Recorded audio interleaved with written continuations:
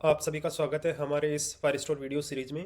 आज के इस वीडियो में हम देखेंगे कि किस तरह से हम फायरस्टोर के अंदर डेटा को इंसर्ट कर सकते हैं यूजिंग सेटडॉक एंड एटडॉक मेथड से। चलिए एक बार हम इंटीग्रेशन स्टार्ट करते हैं। फायरस्टोर में डेटा को इंसर्ट करने के लिए हम एक फॉर्म का यूज़ करेंगे। इस फॉर्म के अंदर हम अपनी इन्फॉर्मेशन डालेंगे और सबमिट करेंगे। सबमिट करने के बाद में हम जो मेथड है सेटडॉक और एडडॉक मेथड, उस मेथड का यूज़ करके अपनी इन्फॉर्मेशन को फायरस्टोर के अंदर स्टोर कर लेंगे और फिर फायरस्टोर कंसोल पे जाके देखेंगे कि हमने जो इन्फॉर्मेशन यहाँ पे इस फॉर्म के अंदर जो ऐड की थी वो इन्फॉर्मेशन फायरस्टोर के अंदर ऐड हुई है या नहीं हुई है। ये जो ब्राउज़र में पेज दिखा है उसको एक बार VS कोड के अंदर देखते हैं। ये फायरस्टोर का पेज हमने बनाया हुआ है फायरस्टोर के फोल्डर के अंदर। यहाँ पे हमने एक कंपोनेंट बनाया हुआ है एम्प्लॉय फॉर्म नाम का, उस पर एक बार देखते हैं जाके। और इस फॉर्म के अंदर हमने क्या किया हुआ है, एक सबमिट फॉर्म नाम का मेथड बनाया हुआ है जो कि क्या करेगा, इस फॉर्म की वैल्यूज़ को लॉक करेगा। एक बार इस फॉर्म की वैल्यूज़ को लॉक करवा के देखते हैं। अब हम फायरस्टोर के एडॉक मेथड का यूज़ करेंगे जिसके थ्रू हम अपनी इन्फॉर्मेशन को स्टोर करेंगे फायरस्टोर पे। अब एक बार देख लेते हैं कि हमने यहाँ पे क्या किया हुआ है। मैंने जो लाइब्रेरी है अपने पास में फायरस्टोर की, उस लाइब्रेरी के थ्रू एक मेथड आता है हमारे पास में कलेक्शन का, उसको यूज़ किया है। उस कलेक्शन के लिए हमें एक फायरस्टोर का इंस्टेंस देना पड़ता है, देन कलेक्शन का नाम देना पड़ता है। एक बार इंस्टेंस जो हमने बनाया था हमारे कॉन्फिग फाइल के अंदर, उसको यूज़ किया है। देखते हैं एक बार, ये इस तरह से हमने इंस्टेंस बनाया है फायरस्टोर के लिए। उसके बाद में हम एक एडॉक मेथड नाम का यूज़ कर रहे हैं जो कि इसी लाइब्रेरी का एक मेथड है एडॉक।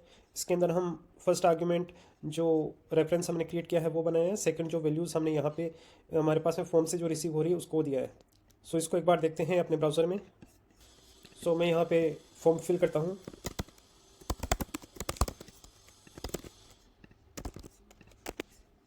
सबमिट, यहाँ पे सक्सेस लॉक हो चुका है। अब एक बार हम फायरस्टोर पे देखते हैं कि हमने जो इन्फॉर्मेशन ऐड की है क्या वो फायरस्टोर में स्टोर हुई है या नहीं हुई है।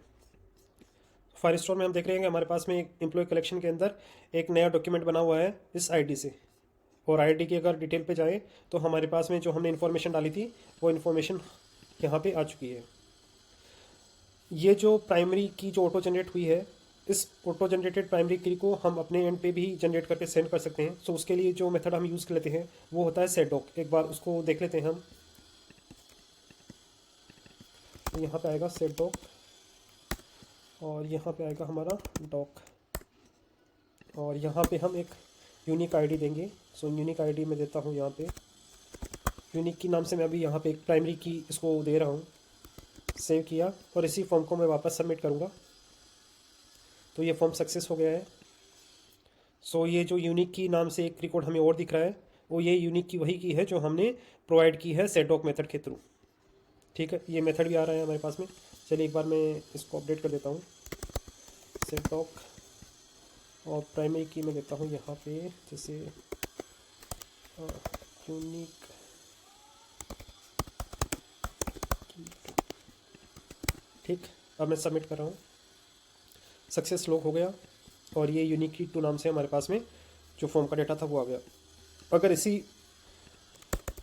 रिकॉर्ड को इसी की से मैं वापस अगर डेटा इंसर्ट करने का ट्राई करूँगा तो क्या होगा कि ये जो मेरे पास में इसकी पे जो डेटा अवेलेबल है वो अपडेट हो जाएगा। सक्सेस आ गया, ये सक्सेस।